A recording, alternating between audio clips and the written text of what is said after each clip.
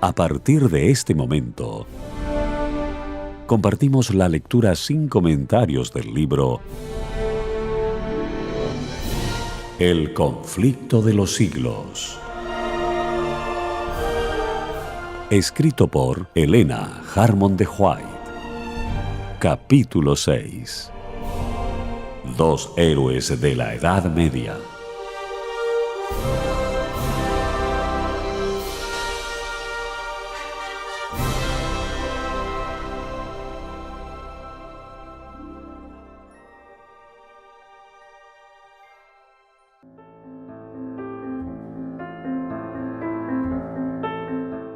La semilla del Evangelio había sido sembrada en Bohemia desde el siglo IX. La Biblia había sido traducida y el culto público celebrábase en el idioma del pueblo, pero conforme iba aumentando el poder papal, obscurecíase también la palabra de Dios. Gregorio VII, que se había propuesto humillar el orgullo de los reyes, no estaba menos resuelto a esclavizar al pueblo, y con tal fin expidió una bula para prohibir que se celebrasen cultos públicos en lengua bohemia. El Papa declaró que Dios se complacía en que se le rindiese culto en lengua desconocida, y que el haber desatendido esta disposición había sido causa de muchos males y herejías. Así decretó Roma que la luz de la palabra de Dios fuera extinguida y que el pueblo quedara encerrado en las tinieblas. Pero el cielo había provisto otros agentes para la preservación de la Iglesia. Muchos valdenses y albigenses, expulsados de sus hogares por la persecución, salieron de Francia e Italia y fueron a establecerse en Bohemia. Aunque no se atrevían a enseñar abiertamente, trabajaron celosamente en secreto, y así se mantuvo la fe de siglo en siglo. Antes de los tiempos de Hus, hubo en Bohemia hombres que se levantaron para condenar abiertamente la corrupción de la Iglesia y el libertinaje de las masas. Sus trabajos despertaron interés general y también los temores del clero, el cual inició una encarnizada persecución contra aquellos discípulos del Evangelio. Obligados a celebrar el culto en los bosques y en las montañas, los soldados los cazaban y mataron a muchos de ellos. Transcurrido cierto tiempo se decretó que todos los que abandonasen el romanismo morirían en la hoguera. Pero aún mientras que los cristianos sacrificaban sus vidas, esperaban el triunfo de su causa. Uno de los que enseñaban que la salvación se alcanzaba solo por la fe en el Salvador crucificado, pronunció al morir estas palabras: «El furor de los enemigos de la verdad prevalece ahora contra nosotros, pero no será siempre así, pues de entre el pueblo ha de levantarse uno, sin espada, ni signo de autoridad, contra el cual ellos nada podrán hacer». Lejos estaba aún el tiempo de Lutero, pero ya empezaba a darse a conocer un hombre cuyo testimonio contra Roma conmovería a las naciones. Juan Hus era de humilde cuna y había perdido a su padre en temprana edad. Su piadosa madre, considerando la educación y el temor de Dios como la más valiosa hacienda, procuró asegurársela a su hijo. Hus estudió en la escuela de la provincia y pasó después a la Universidad de Praga, donde fue admitido por caridad. En su viaje a la ciudad de Praga fue acompañado por su madre, que, siendo viuda y pobre, no pudo dotar a su hijo con bienes materiales, pero cuando llegaron a las inmediaciones de la gran ciudad, se arrodilló al lado de su hijo y pidió para él la bendición de su Padre Celestial. Muy poco se figuraba aquella madre de qué modo iba a ser atendida su plegaria. En la universidad se distinguió Hus por su aplicación, su constancia en el estudio y sus rápidos progresos, al par que su conducta intachable y sus afables y simpáticos modales le granjearon general estimación. Era un sincero creyente de la Iglesia romana y deseaba ardientemente recibir las bendiciones espirituales que aquella profesa conceder. Con motivo de un jubileo, fue él a confesarse, dio a la Iglesia las pocas monedas que llevaba y se unió a las procesiones para poder participar de la absolución prometida. Terminado su curso de estudios, ingresó en el sacerdocio y, como lograra en poco tiempo darse a conocer, no tardó en ser elegido para prestar sus servicios en la corte del rey. Fue también nombrado catedrático y posteriormente rector de la universidad donde recibiera su educación. En pocos años, el humilde estudiante que fuera admitido por caridad en las aulas llegó a ser el orgullo de su país y a adquirir fama en toda Europa. Mas otro fue el campo en donde Hus principió a trabajar en busca de reformas. Algunos años después de haber recibido las órdenes sacerdotales, fue elegido predicador de la capilla llamada de Belén. El fundador de esta había abogado, por considerarlo asunto de gran importancia, en favor de la predicación de las Santas Escrituras en el idioma del pueblo. No obstante la oposición de Roma, esta práctica no había desaparecido del todo de Bohemia. Sin embargo, era mucha la ignorancia respecto a la Biblia, y los peores vicios reinaban en todas las clases de la sociedad. Hus denunció sin reparo estos males apelando a la palabra de Dios para reforzar los principios de verdad y de pureza que procuraba inculcar. Un vecino de Praga, Jerónimo, que con ulterioridad iba a colaborar tan estrechamente con Hus, trajo consigo al regresar de Inglaterra los escritos de Wycliffe. La reina de Inglaterra, que se había convertido a las enseñanzas de éste, era una princesa bohemia, y por medio de su influencia las obras del reformador obtuvieron gran circulación en su tierra natal.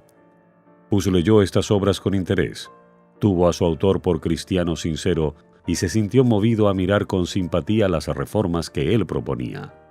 Aunque sin darse cuenta, Hus había entrado ya en un sendero que había de alejarle de Roma. Por aquel entonces llegaron a Praga 2 extranjeros procedentes de Inglaterra, hombres instruidos que habían recibido la luz del Evangelio y venían a esparcirla en aquellas apartadas regiones. Comenzaron por atacar públicamente la supremacía del Papa, pero pronto las autoridades les obligaron a guardar silencio. No obstante, como no quisieran abandonar su propósito, recurrieron a otros medios para realizarlo. Eran artistas, a la vez que predicadores, y pusieron en juego sus habilidades. En una plaza pública dibujaron 2 cuadros que representaban, uno, la entrada de Cristo en Jerusalén, manso y sentado sobre un asno, Mateo 21:5, y seguido por sus discípulos vestidos con túnicas ajadas por las asperezas del camino y descalzos. El otro representaba una procesión pontifical, en la cual se veía al Papa adornado con sus ricas vestiduras y con su triple corona, montado en un caballo magníficamente enjaezado, precedido por clarines y seguido por cardenales y prelados que ostentaban deslumbrantes galas. Encerraban estos cuadros todo un sermón que cautivaba la atención de todas las clases sociales. Las multitudes acudían a mirarlos, ninguno dejaba de sacar la moraleja, y muchos quedaban hondamente impresionados por el contraste que resultaba entre la mansedumbre de Cristo, el Maestro, y el orgullo y la arrogancia del Papa que profesaba servirle. Praga se conmovió mucho y después de algún tiempo, los extranjeros tuvieron que marcharse para ponerse en salvo. Pero la lección que habían dado no dejó de ser aprovechada. Los cuadros hicieron impresión en Hus y le indujeron a estudiar con más empeño la Biblia y los escritos de Wycliffe. Aunque todavía no estaba convenientemente preparado para aceptar todas las reformas recomendadas por Wycliffe, alcanzó a darse mejor cuenta del verdadero carácter del papado y con mayor celo denunció el orgullo, la ambición y la corrupción del clero. De Bohemia extendióse la luz hasta Alemania. Algunos disturbios en la Universidad de Praga dieron por resultado la separación de centenares de estudiantes alemanes, muchos de los cuales habían recibido de Hus su primer conocimiento de la Biblia, y a su regreso esparcieron el Evangelio en la tierra de sus padres. Las noticias de la obra hecha en Praga llegaron a Roma, y pronto fue citado Hus a comparecer ante el Papa. Obedecer habría sido exponerse a una muerte segura. El rey y la reina de Bohemia, la universidad, miembros de la nobleza y altos dignatarios dirigieron una solicitud general al pontífice para que le fuera permitido a Hus permanecer en Praga y contestar a Roma por medio de una diputación. En lugar de acceder a la súplica, el Papa procedió a juzgar y a condenar a Hus, y por añadidura declaró a la ciudad de Praga en entredicho. En aquellos tiempos, siempre que se pronunciaba tal sentencia, la alarma era general. Las ceremonias que la acompañaban estaban bien calculadas para producir terror entre el pueblo, que veía en el Papa el representante de Dios mismo, y el que tenía las llaves del cielo y del infierno y el poder para invocar juicios temporales lo mismo que espirituales. Creían que las puertas del cielo se cerraban contra los lugares condenados por el entredicho, y que entre tanto que el Papa no se dignaba levantar la excomunión, los difuntos no podían entrar en la mansión de los bienaventurados. En señal de tan terrible calamidad se suspendían todos los servicios religiosos, las iglesias eran clausuradas, las ceremonias del matrimonio se verificaban en los cementerios, a los muertos se les negaba sepultura en los camposantos y se los enterraba sin ceremonia alguna en las zanjas o en el campo. Así pues, valiéndose de medios que influían en la imaginación, procuraba Roma dominar la conciencia de los hombres.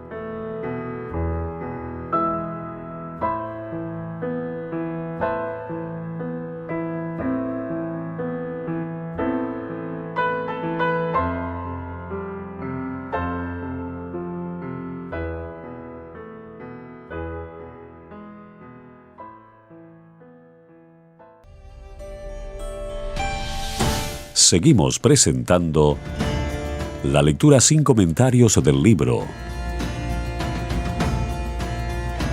El conflicto de los siglos. Capítulo 6. Dos héroes de la Edad Media.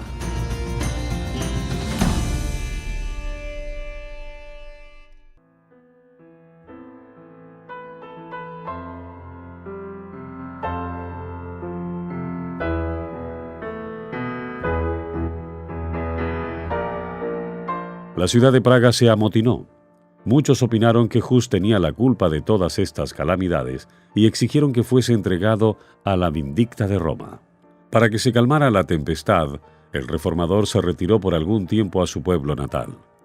Escribió a los amigos que había dejado en Praga: «Si me he retirado de entre vosotros, es para seguir los preceptos y el ejemplo de Jesucristo, para no dar lugar a que los malintencionados se expongan a su propia condenación eterna y para no ser causa de que se moleste y persiga a los piadosos. Me he retirado además por temor de que los impíos sacerdotes prolonguen su prohibición de que se predique la palabra de Dios entre vosotros. Mas no os he dejado para negar la verdad divina, por la cual, con la ayuda de Dios, estoy pronto a morir».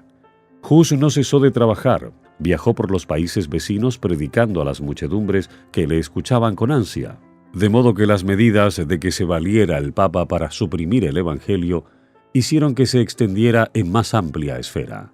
Nada podemos hacer contra la verdad, sino a favor de la verdad.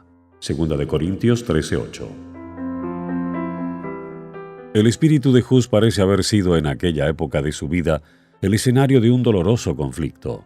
Aunque la Iglesia trataba de aniquilarle, lanzando sus rayos contra él no desconocía la autoridad de ella, sino que seguía considerando a la Iglesia Católica Romana como a la esposa de Cristo y al Papa como al representante y vicario de Dios. Lo que Hus combatía era el abuso de autoridad y no la autoridad misma. Esto provocó un terrible conflicto entre las convicciones más íntimas de su corazón y los dictados de su conciencia. Si la autoridad era justa e infalible como él la creía, ¿por qué se sentía obligado a desobedecerla? Acatarla era pecar, pero ¿por qué se sentía obligado a pecar si prestaba obediencia a una iglesia infalible? Este era el problema que Hus no podía resolver, y la duda le torturaba hora tras hora.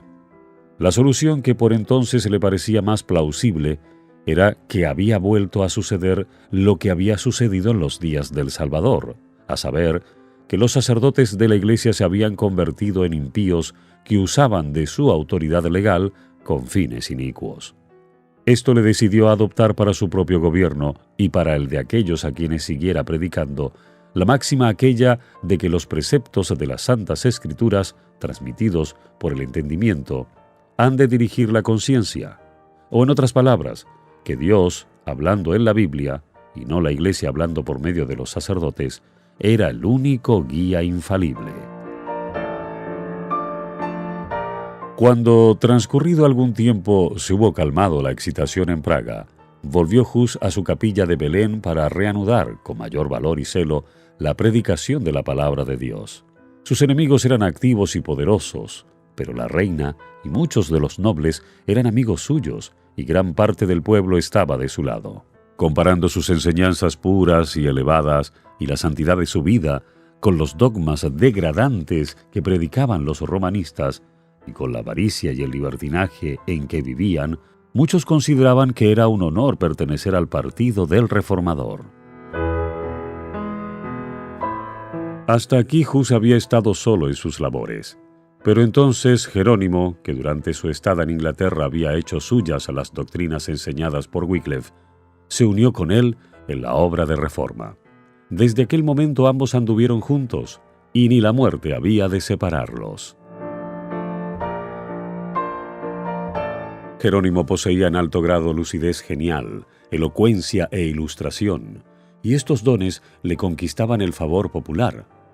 Pero en las cualidades que constituyen verdadera fuerza de carácter, sobresalía Hus. El juicio sereno de éste restringía el espíritu impulsivo de Jerónimo, el cual reconocía con verdadera humildad el valer de su compañero y aceptaba sus consejos. Mediante los esfuerzos unidos de ambos, la reforma progresó con mayor rapidez.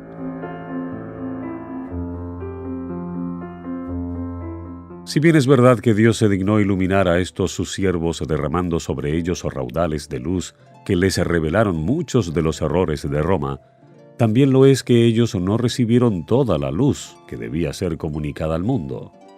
Por medio de estos hombres, Dios sacaba a sus hijos de las tinieblas del romanismo, pero tenían que arrostrar muchos y muy grandes obstáculos, y Él los conducía por la mano, paso a paso, según lo permitían las fuerzas de ellos.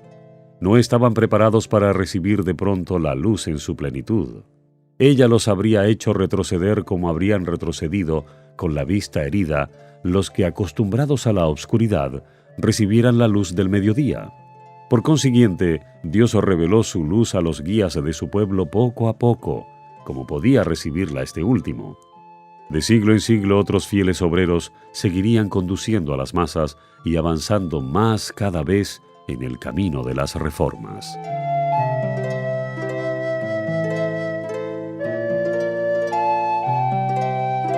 Mientras tanto, un gran cisma asolaba a la Iglesia. 3 papas se disputaban la supremacía, y esta contienda llenaba los dominios de la cristiandad de crímenes y revueltas. No satisfechos los 3 papas con arrojarse recíprocamente violentos anatemas, decidieron recurrir a las armas temporales. Cada uno se propuso hacer acopio de armamentos y reclutar soldados. Por supuesto, necesitaban dinero, y para proporcionárselo, todos los dones, oficios y beneficios de la Iglesia fueron puestos en venta. Asimismo, los sacerdotes, imitando a sus superiores, apelaron a la simonía y a la guerra para humillar a sus rivales y para aumentar su poderío. Con una intrepidez que iba cada día en aumento, protestó Hus enérgicamente contra las abominaciones que se toleraban en nombre de la religión, y el pueblo acusó abiertamente a los jefes papales de ser causantes de las miserias que oprimían a la cristiandad. La ciudad de Praga se vio nuevamente amenazada por un conflicto sangriento. Como en los tiempos antiguos, el siervo de Dios fue acusado de ser el perturbador de Israel. Primera de Reyes 18:17. La ciudad fue puesta por segunda vez en entredicho y Hus se retiró a su pueblo natal.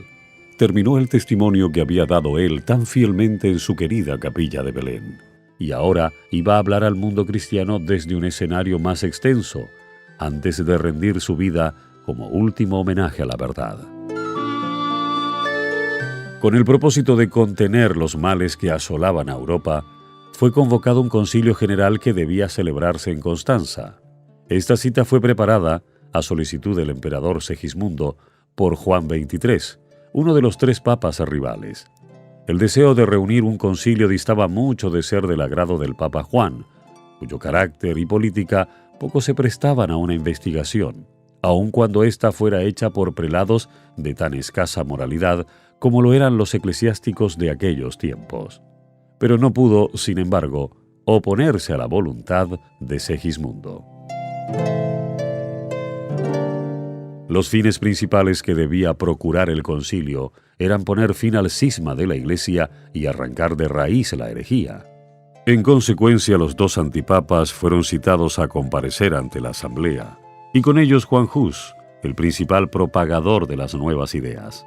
Los dos primeros, considerando que había peligro en presentarse, no lo hicieron, sino que mandaron sus delegados. El Papa Juan, aun cuando era quien ostensiblemente había convocado el concilio, acudió con mucho recelo, sospechando la intención secreta del emperador de destituirle y temiendo ser llamado a cuentas por los vicios con que había desprestigiado la tiara y por los crímenes de que se había valido para apoderarse de ella. Sin embargo, hizo su entrada en la ciudad de Constanza con gran pompa, acompañado de los eclesiásticos de más alta categoría y de un séquito de cortesanos. El clero y los dignatarios de la ciudad, con un gentío inmenso, salieron a recibirle. Venía debajo de un dosel dorado sostenido por 4 de los principales magistrados. La hostia iba delante de él y las ricas vestiduras de los cardenales daban un aspecto imponente a la procesión. Entretanto, otro viajero se acercaba a Constanza. Hus se daba cuenta del riesgo que corría. Se había despedido de sus amigos como si ya no pensara volverlos a ver, y había emprendido el viaje presintiendo que remataría en la hoguera. A pesar de haber obtenido un salvoconducto del rey de Bohemia y otro que, estando ya en camino, recibió del emperador Segismundo, arregló bien todos sus asuntos en previsión de su muerte probable. En una carta dirigida a sus amigos de Praga, les decía: «Hermanos míos, me voy llevando un salvoconducto del rey para hacer frente a mis numerosos y mortales enemigos. Me encomiendo de todo corazón al Dios Todopoderoso, mi Salvador.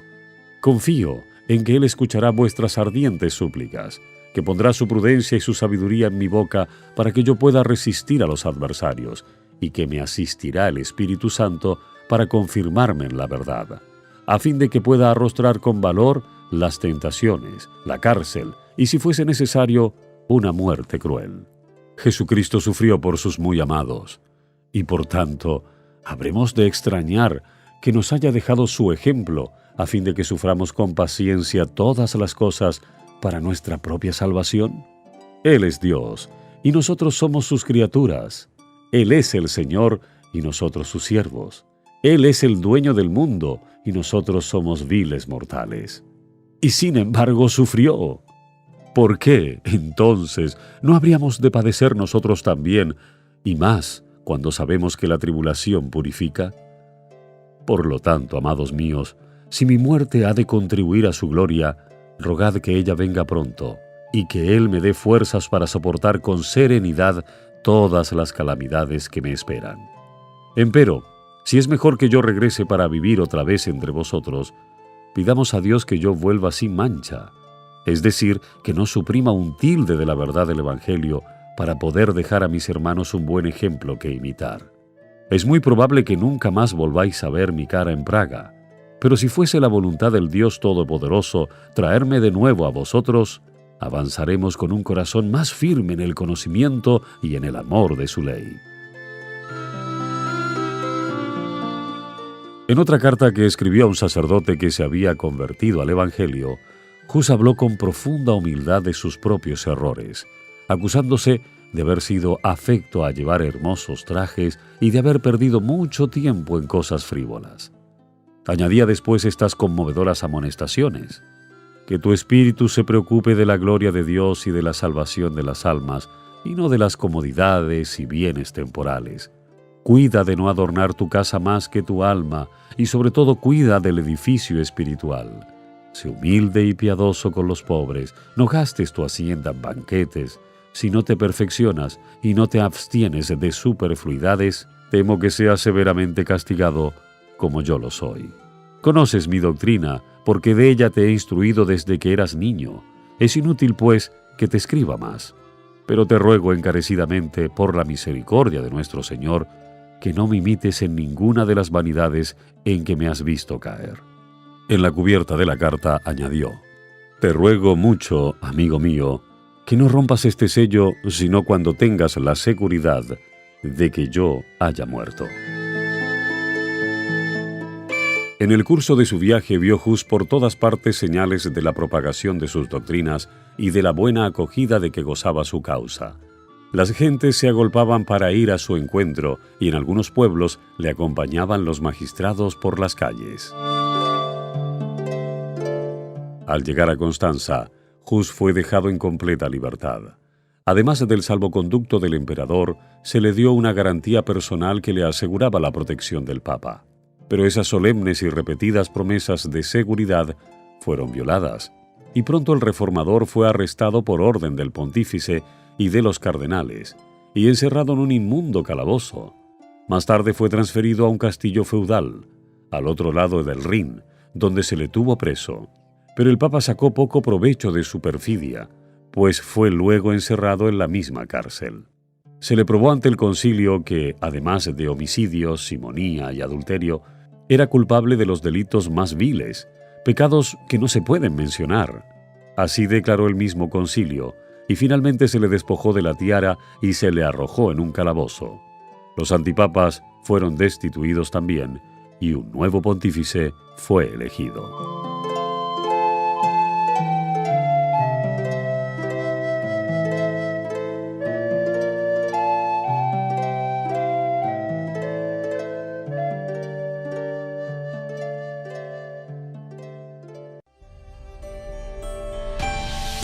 Seguimos presentando la lectura sin comentarios del libro El conflicto de los siglos. Capítulo 6. Dos héroes de la Edad Media.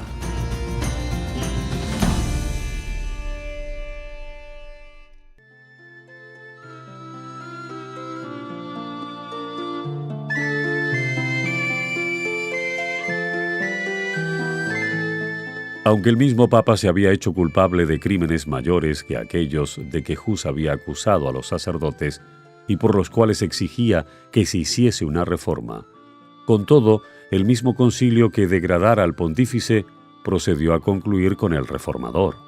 El encarcelamiento de Hus despertó grande indignación en Bohemia. Algunos nobles poderosos se dirigieron al concilio protestando contra tamaño ultraje. El emperador, que de mala gana había consentido en que se violase su salvoconducto, se opuso a que se procediera contra él. Pero los enemigos del reformador eran malévolos y resueltos.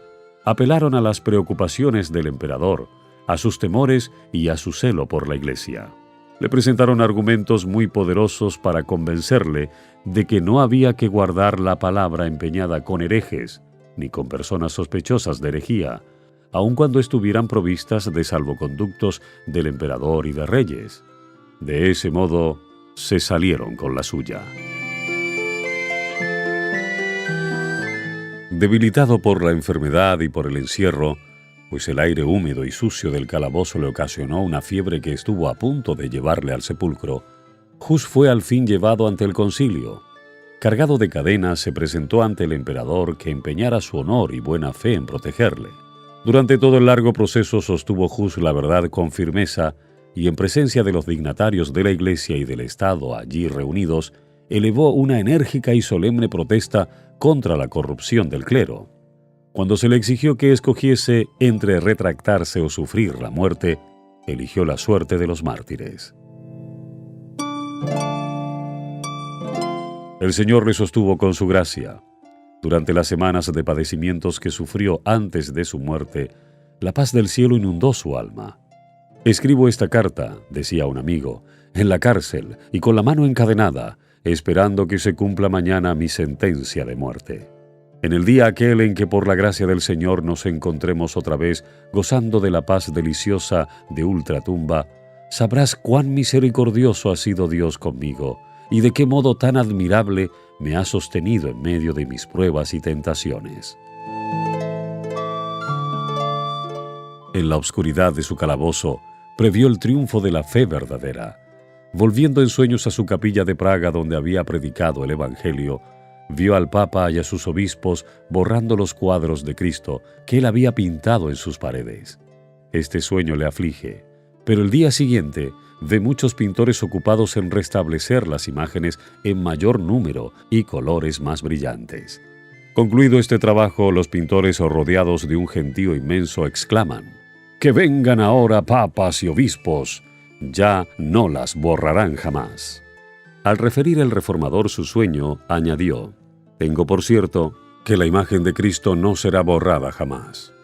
Ellos han querido destruirla, pero será nuevamente pintada en los corazones por unos predicadores que valdrán más que yo». Por última vez fue llevado Hus ante el concilio. Era esta una asamblea numerosa y deslumbradora. El emperador, los príncipes del imperio, delegados reales, cardenales, obispos y sacerdotes, y una inmensa multitud de personas que habían acudido a presenciar los acontecimientos del día.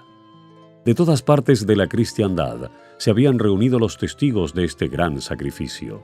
El primero, en la larga lucha entablada para asegurar la libertad de conciencia. Instado Hus para que manifestara su decisión final, declaró que se negaba a abjurar, y fijando su penetrante mirada en el monarca que tan vergonzosamente violara la palabra empeñada, dijo: «Resolví, de mi propia y espontánea libertad, comparecer ante este concilio, bajo la fe y la protección pública del emperador aquí presente». El bochorno se le subió a la cara al monarca Segismundo al fijarse en él las miradas de todos los circunstantes. Habiendo sido pronunciada la sentencia, se dio principio a la ceremonia de la degradación. Los obispos vistieron a su prisionero el hábito sacerdotal, y al recibir la vestidura dijo: «A nuestro Señor Jesucristo se le vistió con una túnica blanca, con el fin de insultarle, cuando Herodes le envió a Pilato». Habiéndosele exhortado otra vez a que se retractara, replicó mirando al pueblo: «¿Y entonces, con qué cara me presentaría en el cielo? ¿Cómo miraría a las multitudes de hombres a quienes he predicado el evangelio puro? No, estimo su salvación más que este pobre cuerpo destinado ya a morir». Las vestiduras se le fueron quitadas una por una, pronunciando cada obispo una maldición cuando le tocaba tomar parte en la ceremonia. Por último, colocaron sobre su cabeza una gorra o mitra de papel en forma de pirámide, en la que estaban pintadas horribles figuras de demonios y en cuyo frente se destacaba esta inscripción: «El archihereje». «Con gozo», dijo Hus, «llevaré por ti esta corona de oprobio, oh Jesús, que llevaste por mí una de espinas». Acto continuo, los prelados dijeron: «Ahora dedicamos tu alma al diablo». «Y yo», dijo Hus, levantando sus ojos al cielo, «en tus manos encomiendo mi espíritu, oh Señor Jesús, porque tú me redimiste». Fue luego entregado a las autoridades seculares y conducido al lugar de la ejecución. Iba seguido por inmensa procesión formada por centenares de hombres armados, sacerdotes y obispos que lucían sus ricas vestiduras, y por el pueblo de Constanza. Cuando lo sujetaron a la estaca y todo estuvo dispuesto para encender la hoguera, se instó una vez más al mártir a que se salvara retractándose de sus errores. «¿A cuáles errores?», dijo Hus, «debo renunciar? De ninguno me encuentro culpable. Tomo a Dios por testigo de que todo lo que he escrito y predicado ha sido con el fin de rescatar a las almas del pecado y de la perdición. Y por consiguiente, con el mayor gozo, confirmaré con mi sangre aquella verdad que he anunciado por escrito y de viva voz». Cuando las llamas comenzaron a arder en torno suyo, principió a cantar: «Jesús, hijo de David, ten misericordia de mí». Y continuó hasta que su voz se enmudeció para siempre.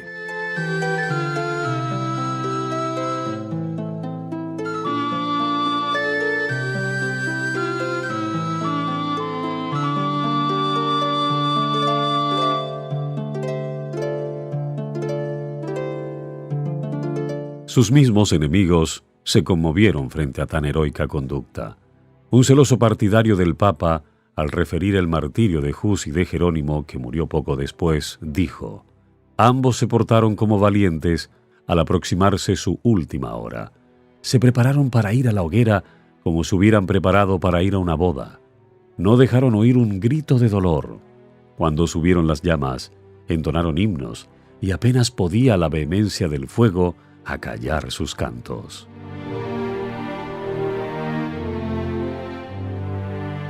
Cuando el cuerpo de Hus fue consumido por completo, recogieron sus cenizas, las mezclaron con la tierra donde yacían y las arrojaron al Rin, que las llevó hasta el océano. Sus perseguidores se figuraban en vano que habían arrancado de raíz las verdades que predicara. No soñaron que las cenizas que echaban al mar eran como semilla esparcida en todos los países del mundo, y que en tierras aún desconocidas darían mucho fruto en testimonio por la verdad. La voz que había hablado en la sala del concilio de Constanza había despertado ecos que resonarían a través de las edades futuras. Hus ya no existía, pero las verdades por las cuales había muerto no podían perecer. Su ejemplo de fe y perseverancia iba a animar a las muchedumbres a mantenerse firmes por la verdad frente al tormento y a la muerte. Su ejecución puso de manifiesto ante el mundo entero la pérfida crueldad de Roma. Los enemigos de la verdad, aunque sin saberlo, no hacían más que fomentar la causa que en vano procuraban aniquilar.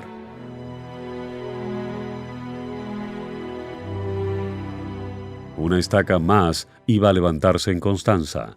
La sangre de otro mártir iba a testificar por la misma verdad. Jerónimo, al decir adiós a Hus, cuando éste partiera para el concilio, le exhortó a ser valiente y firme, declarándole que si caía en algún peligro, él mismo volaría en su auxilio. Al saber que el reformador se hallaba encarcelado, el fiel discípulo se dispuso inmediatamente a cumplir su promesa. Salió para Constanza con un solo compañero y sin proveerse de salvoconducto. Al llegar a la ciudad, se convenció de que solo se había expuesto al peligro, sin que le fuera posible hacer nada para libertar a Hus. Huyó entonces, pero fue arrestado en el camino y devuelto a la ciudad cargado de cadenas, bajo la custodia de una compañía de soldados. En su primera comparecencia ante el concilio, sus esfuerzos para contestar los cargos que le arrojaban se malograban entre los gritos: «¡A la hoguera con él! ¡A las llamas!». Fue arrojado en un calabozo, lo encadenaron en una postura muy penosa y lo tuvieron a pan y agua. Después de algunos meses, las crueldades de su prisión causaron a Jerónimo una enfermedad que puso en peligro su vida, y sus enemigos, temiendo que se les escapase, le trataron con menos severidad, aunque dejándole en la cárcel por 1 año.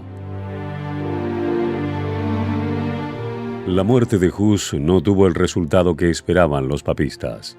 La violación del salvoconducto que le había sido dado al reformador levantó una tempestad de indignación, y como medio más seguro, el concilio resolvió que en vez de quemar a Jerónimo, se le obligaría, si posible fuese, a retractarse. Fue llevado ante el concilio y se le instó para que escogiera entre la retractación o la muerte en la hoguera. Haberle dado muerte al principio de su encarcelamiento hubiera sido un acto de misericordia en comparación con los terribles sufrimientos a que le sometieron. Pero después de esto, debilitado por su enfermedad y por los rigores de su prisión, detenido en aquellas mazmorras y sufriendo torturas y angustias, separado de sus amigos y herido en el alma por la muerte de Hus, el ánimo de Jerónimo decayó y consintió en someterse al concilio. Se comprometió a adherirse a la fe católica y aceptó el auto de la asamblea que condenaba las doctrinas de Wycliffe y de Hus, exceptuando, sin embargo, las santas verdades que ellos enseñaron. Por medio de semejante expediente, Jerónimo trató de acallar la voz de su conciencia y librarse de la condena, pero vuelto al calabozo, a solas consigo mismo, percibió la magnitud de su acto. Comparó el valor y la fidelidad de Hus con su propia retractación. Pensó en el divino Maestro, a quien él se había propuesto servir y que por causa suya sufrió la muerte en la cruz. Antes de su retractación había hallado consuelo en medio de sus sufrimientos, seguro del favor de Dios. Pero ahora el remordimiento y la duda torturaban su alma. Harto sabía que tendría que hacer otras retractaciones para vivir en paz con Roma. El sendero que empezaba a recorrer le llevaría infaliblemente a una completa apostasía. resolvió no volver a negar al Señor para librarse de un breve plazo de padecimientos. Pronto fue llevado otra vez ante el concilio, pues sus declaraciones no habían dejado satisfechos a los jueces. La sed de sangre, despertada por la muerte de Hus, reclamaba nuevas víctimas. Solo la completa abjuración podía salvar de la muerte al reformador, pero éste había resuelto confesar su fe y seguir hasta la hoguera a su hermano mártir.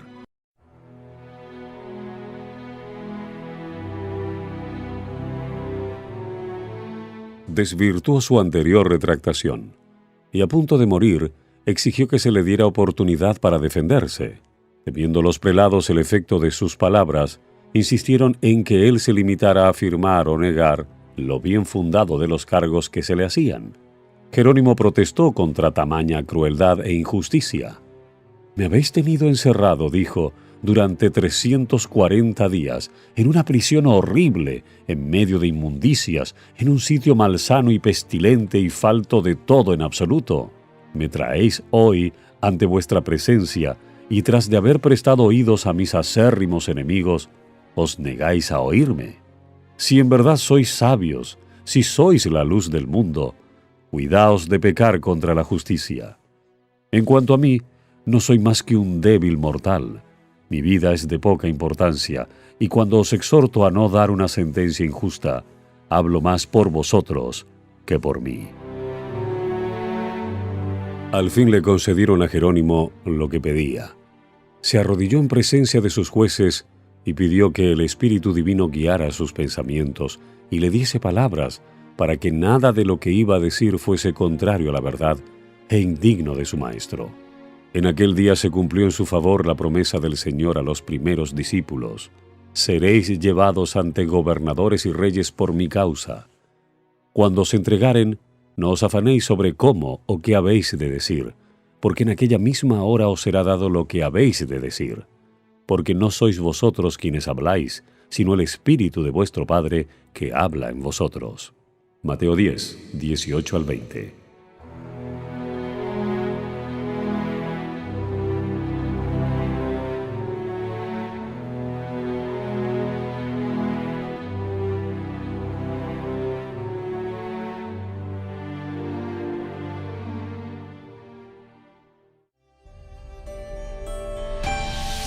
Seguimos presentando la lectura sin comentarios del libro El conflicto de los siglos. Capítulo 6. Dos héroes de la Edad Media.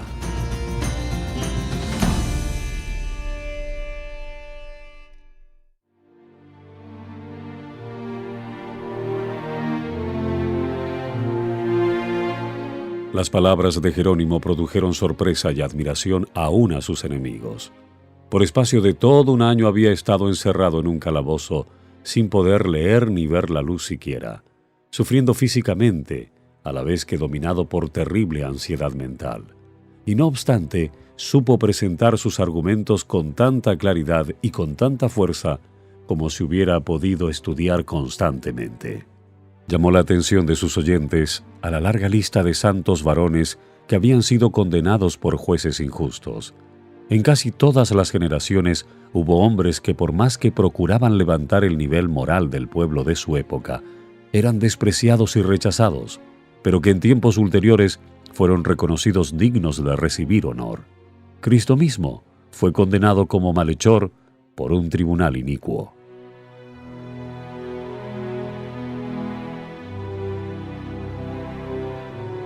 Al retractarse, Jerónimo había declarado justa la sentencia condenatoria que el concilio lanzara contra Hus, pero esta vez declaró que se arrepentía de ello y dio un valiente testimonio a la inocencia y santidad del mártir.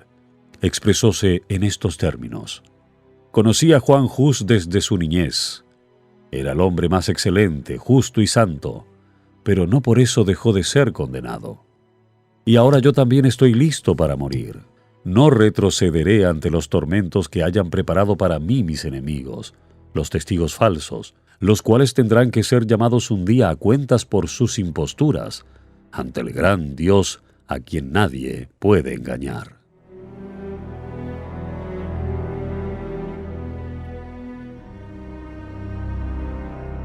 Al censurarse a sí mismo por haber negado la verdad, dijo Jerónimo: «De todos los pecados que he cometido desde mi juventud, ninguno pesa tanto sobre mí, ni me causa tan acerbos remordimientos como el que cometí en este funesto lugar, cuando aprobé la inicua sentencia pronunciada contra Wycliffe y contra el santo mártir Juan Hus, maestro y amigo mío. Sí, lo confieso de todo corazón, y declaro con verdadero horror que desgraciadamente me turbé cuando, por temor a la muerte, condené las doctrinas de ellos. Por tanto ruego al Dios Todopoderoso se digne perdonarme mis pecados, y este en particular, que es el más monstruoso de todos». Señalando a los jueces, dijo con entereza: «Vosotros condenasteis a Wycliffe y a Juan Hus, no porque hubieran invalidado las doctrinas de la Iglesia, sino sencillamente por haber denunciado los escándalos provenientes del clero, su pompa, su orgullo y todos los vicios de los prelados y sacerdotes. Las cosas que aquellos afirmaron y que son irrefutables, yo también las creo y las proclamo». Sus palabras fueron interrumpidas. Los prelados, temblando de ira, exclamaron: «¿Qué necesidad hay de mayores pruebas? Contemplamos con nuestros propios ojos el más obstinado de los herejes». Sin conmoverse ante la tempestad, repuso Jerónimo: «¿Qué? ¿Imagináis que tengo miedo de morir? Por un año me habéis tenido encadenado, encerrado en un calabozo horrible, más espantoso que la misma muerte. Me habéis tratado con más crueldad que a un turco, judío o pagano, y mis carnes se han resecado hasta dejar los huesos descubiertos. Pero no me quejo, porque las lamentaciones sientan mal en un hombre de corazón y de carácter. Pero no puedo menos que expresar mi asombro ante tamaña barbarie con que habéis tratado a un cristiano». Volvió con esto a estallar la tempestad de ira, y Jerónimo fue devuelto en el acto a su calabozo. A pesar de todo, hubo en la asamblea algunos que quedaron impresionados por sus palabras y que desearon salvarle la vida. Algunos dignatarios de la Iglesia le visitaron y le instaron a que se sometiera al concilio. Se le hicieron las más brillantes promesas si renunciaba a su oposición contra Roma. Pero a semejanza de su maestro, cuando le ofrecieron la gloria del mundo, Jerónimo se mantuvo firme. «Probadme con las Santas Escrituras que estoy en error», dijo él, «y abjuraré de él». «¿Las Santas Escrituras?», exclamó uno de sus tentadores. «¿Todo debe ser juzgado por ellas? ¿Quién puede comprenderlas si la Iglesia no las interpreta?» ¿Son las tradiciones de los hombres más dignas de fe que el Evangelio de nuestro Salvador?, replicó Jerónimo. Pablo no exhortó a aquellos a quienes escribía a que escuchasen las tradiciones de los hombres, sino que les dijo: «Escudriñad las Escrituras». «Hereje», fue la respuesta, «me arrepiento de haber estado alegando contigo tanto tiempo. Veo que es el diablo el que te impulsa».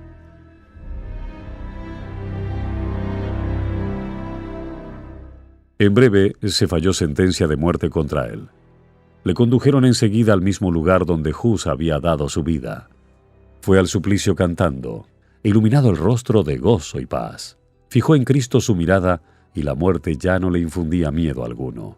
Cuando el verdugo, a punto de prender la hoguera, se puso detrás de él, el mártir exclamó: «Ven por delante, sin vacilar.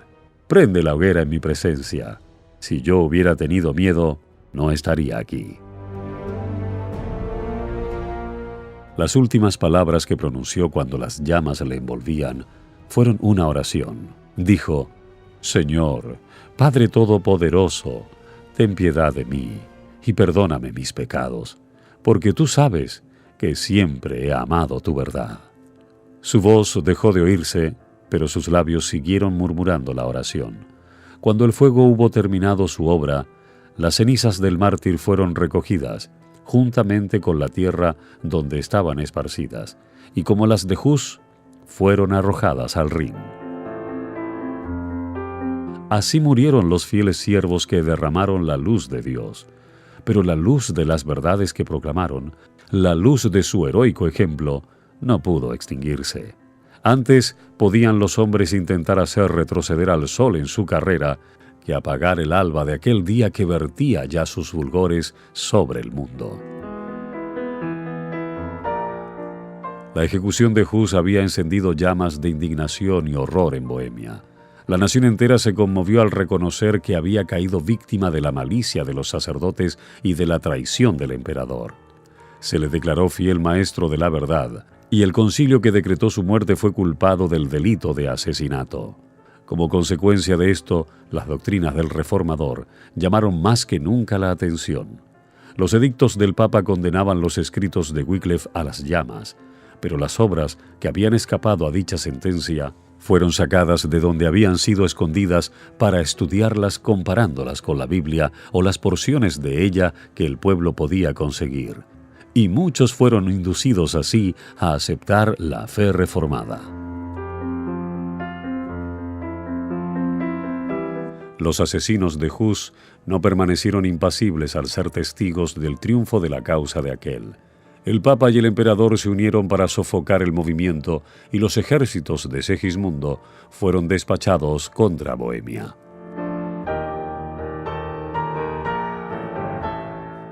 Pero surgió un libertador, Ziska, que poco después de empezada la guerra quedó enteramente ciego y que fue, no obstante, uno de los más hábiles generales de su tiempo. Era el que guiaba a los bohemios. Confiando en la ayuda de Dios y en la justicia de su causa, aquel pueblo resistió a los más poderosos ejércitos que fueron movilizados contra él. Vez tras vez el emperador, suscitando nuevos ejércitos, invadió a Bohemia, tan solo para ser rechazado ignominiosamente. Los husitas no le tenían miedo a la muerte, y nada les podía resistir. A los pocos años de empeñada la lucha, murió el valiente Ziska, pero le reemplazó Procopio, general igualmente arrojado y hábil, y en varios respectos jefe más capaz.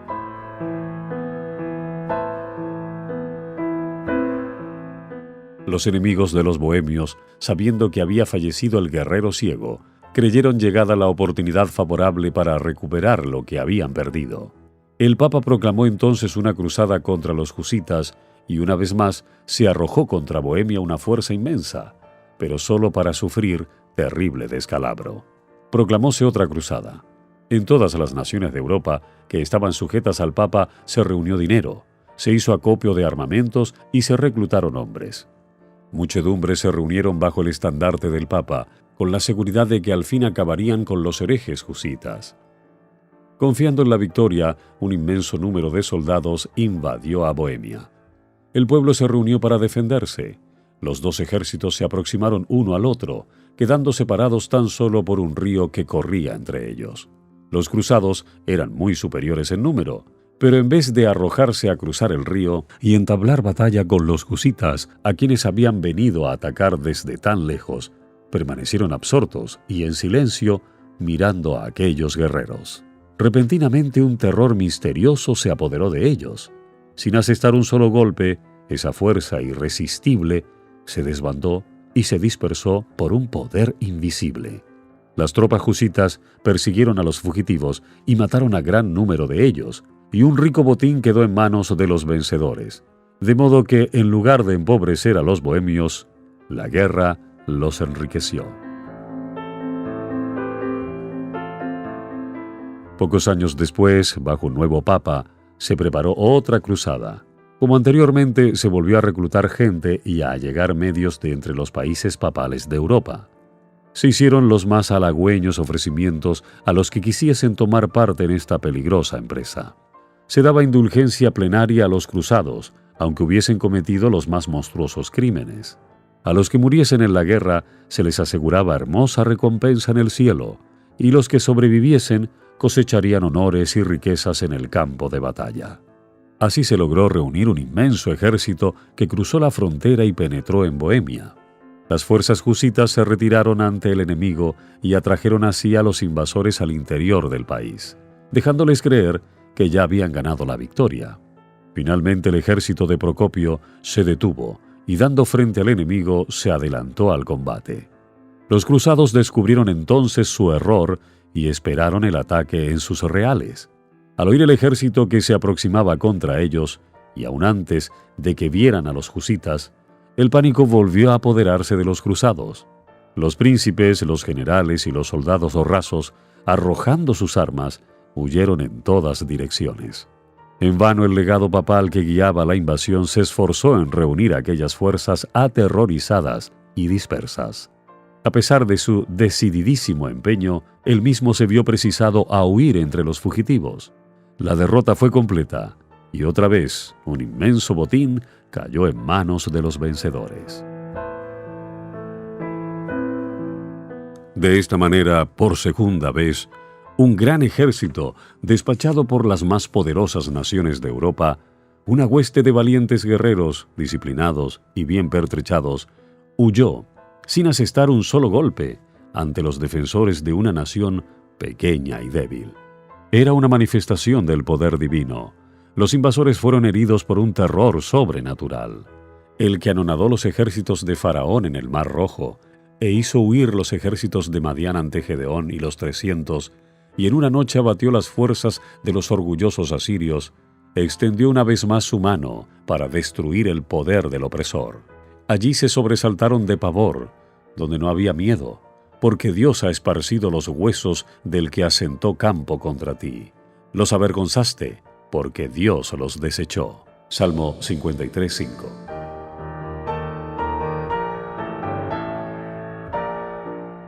Los caudillos papales desesperaron de conseguir nada por la fuerza y se resolvieron a usar de diplomacia. Se adoptó una transigencia que, aparentando conceder a los bohemios libertad de conciencia, los entregaba al poder de Roma. Los bohemios habían especificado 4 puntos como condición para hacer la paz con Roma, a saber, la predicación libre de la Biblia, el derecho de toda la Iglesia a participar de los elementos del pan y vino en la comunión, y el uso de su idioma nativo en el culto divino, la exclusión del clero de los cargos y autoridades seculares, y en casos de crímenes, su sumisión a la jurisdicción de las cortes civiles que tendrían acción sobre clérigos y laicos. Al fin, las autoridades papales convinieron en aceptar los 4 artículos de los husitas, pero estipularon que el derecho de explicarlos, es decir, de determinar su exacto significado, pertenecía al concilio, o en otras palabras, al Papa y al Emperador.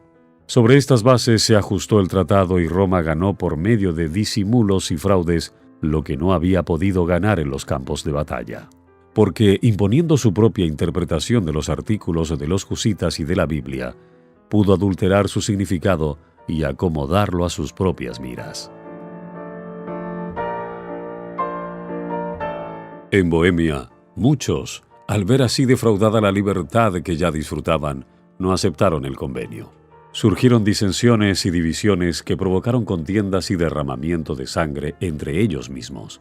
En esta lucha sucumbió el noble Procopio y con él sucumbieron también las libertades de Bohemia. Por aquel tiempo, Segismundo, el traidor de Hus y de Jerónimo, llegó a ocupar el trono de Bohemia y a pesar de su juramento de respetar los derechos de los bohemios, procedió a imponerles el papismo, pero muy poco sacó con haberse puesto al servicio de Roma. Por espacio de 20 años su vida no había sido más que un cúmulo de trabajos y peligros. Sus ejércitos y sus tesoros se habían agotado en larga e infructuosa contienda. Y ahora, después de un año de reinado, murió dejando el reino en vísperas de la guerra civil y a la posteridad un nombre manchado de infamia. Continuaron mucho tiempo las contiendas y el derramamiento de sangre. De nuevo los ejércitos extranjeros invadieron a Bohemia y las luchas intestinas debilitaron y arruinaron a la nación. Los que permanecieron fieles al Evangelio fueron objeto de encarnizada persecución. En vista de que, al transigir con Roma, sus antiguos hermanos habían aceptado sus errores, los que se adherían a la vieja fe se organizaron en iglesia distinta, que se llamó de los Hermanos Unidos. Esta circunstancia atrajo sobre ellos toda clase de maldiciones, pero su firmeza era inquebrantable. Obligados a refugiarse en los bosques y las cuevas, siguieron reuniéndose para leer la palabra de Dios y para celebrar culto. Valiéndose de mensajeros secretos que mandaron a varios países, llegaron a saber que había diseminados en varias partes algunos sostenedores de la verdad, unos en esta, otros en aquella ciudad, siendo como ellos objeto de encarnizada persecución. Supieron también que entre las montañas de los Alpes había una iglesia antigua que se basaba en las Sagradas Escrituras y que protestaba contra la idólatra corrupción de Roma. Recibieron estos datos con gran regocijo e iniciaron relaciones por correspondencia con los cristianos valdenses. Permaneciendo firmes en el Evangelio, los bohemios, a través de las tinieblas de la persecución, y aún en la hora más sombría, volvían la vista hacia el horizonte como quien espera el rayar del alba. Les tocó vivir en días malos, pero recordaban las palabras pronunciadas por Hus y repetidas por Jerónimo, de que pasaría un siglo antes de que se viera despuntar la aurora. Estas palabras eran para los husitas lo que para las tribus esclavas en la tierra de servidumbre, aquellas palabras de José: yo me muero, mas Dios ciertamente os visitará y os hará subir de aquesta tierra.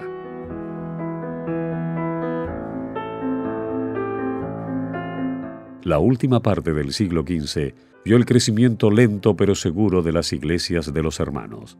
Aunque distaban mucho de no ser molestados, gozaron sin embargo de relativa tranquilidad.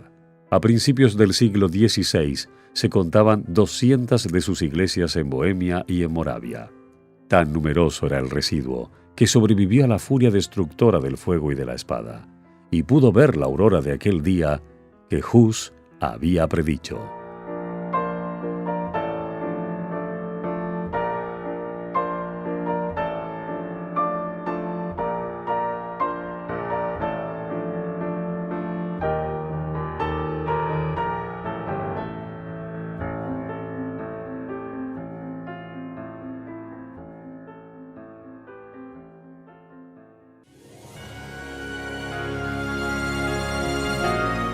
Hasta aquí la lectura sin comentarios del libro El conflicto de los siglos, escrito por Elena Harmon de Huay.